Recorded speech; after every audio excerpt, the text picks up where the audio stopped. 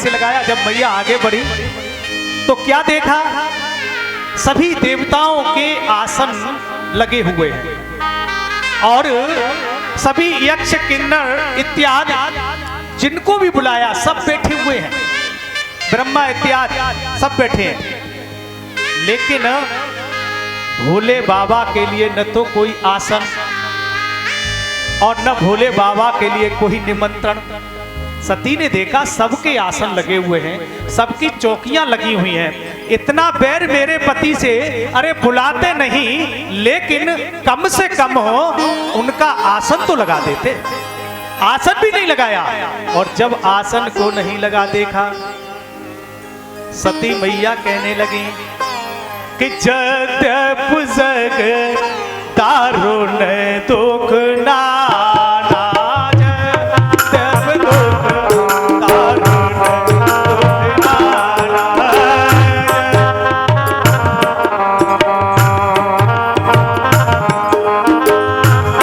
जब दुख दारुण दुख नाना,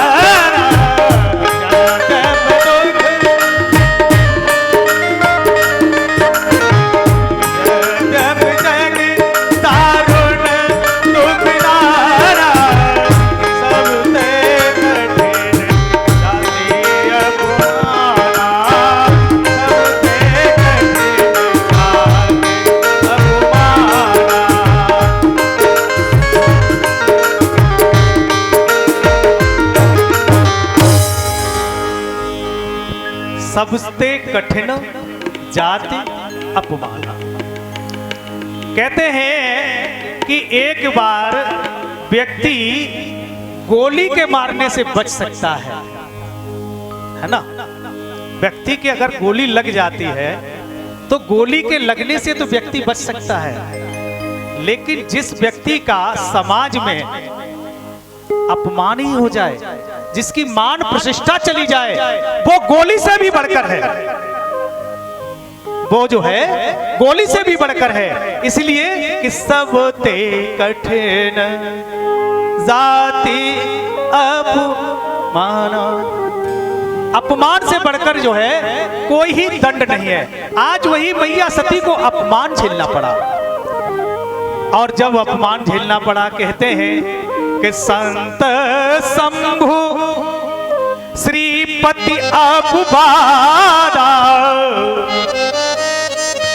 संत शंभु श्रीपति अपबारा, सुनियो जाता ऐसी मर्यादा, सुनियो जाता।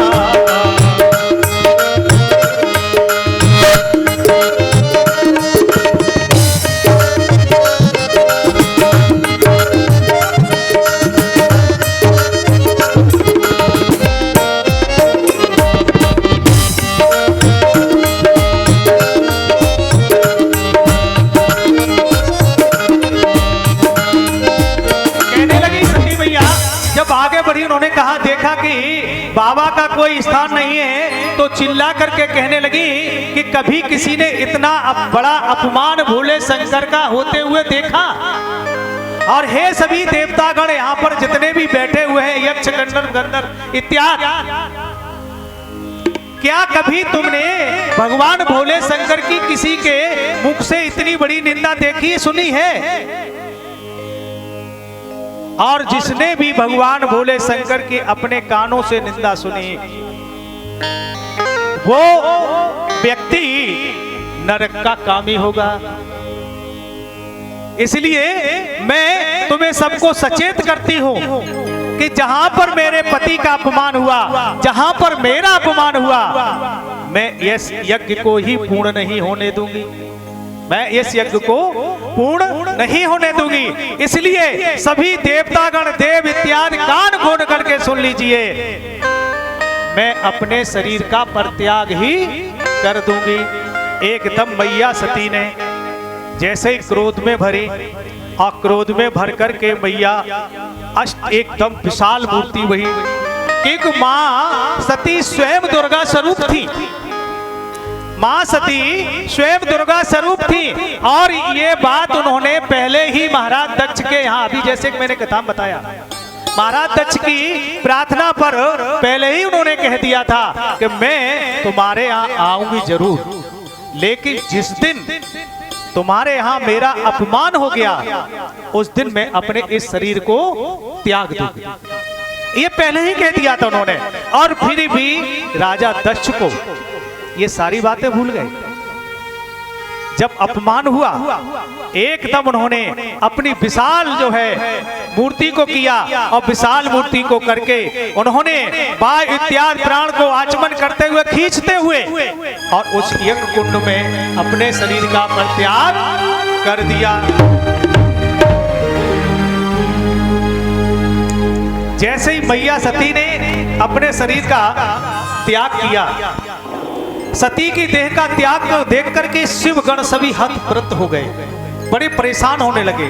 सभी दसों दिशाओं में हाहाकार मची गई। सभी राजा दक्ष को धिक्कारने लगे। और जब राजा दक्ष को धिक्कारने लगे, अब तो वहां पर जो शिवगण गए थे, और जब शिवगण गए ऐसा देखा तो वहां जो है राजा दक्ष से शिवगणों का युद्ध प्रारंभ हुआ। और भोले बाबा कैलाश पर्वत पर समाधि लगाए बैठे हुए थे। जैसे ही सती ने अपने प्राणों को त्यागा, वैसे ही उनकी समाधि जागी। और जैसे ही समाधि जागी, एकदम भोले बाबा क्रोध में आ गए।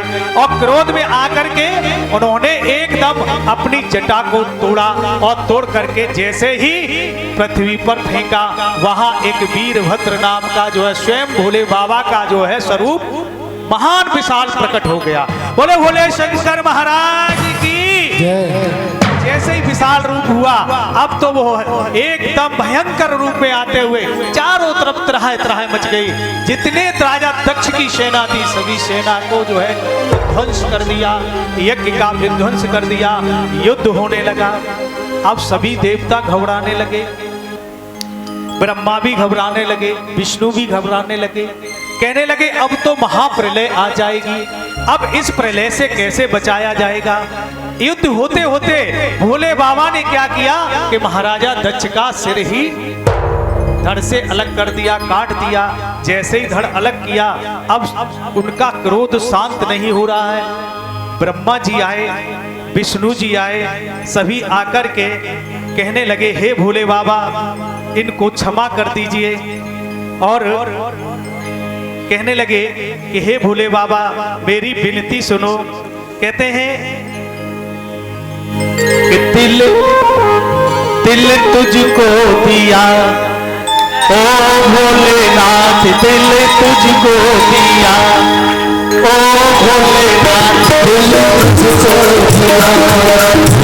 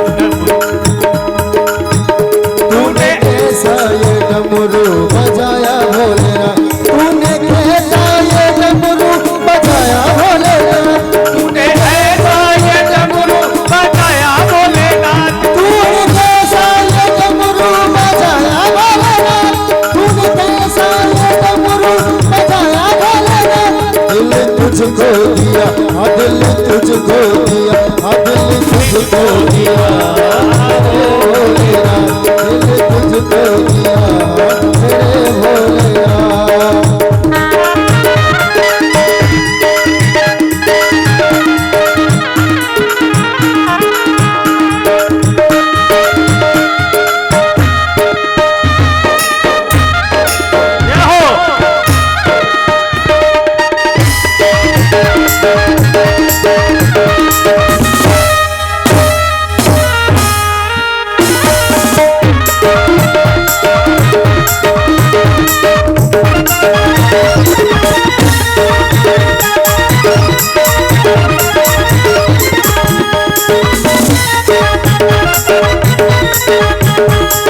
तुझको दिया ओ भोलेनाथ, दिल तुझको दिया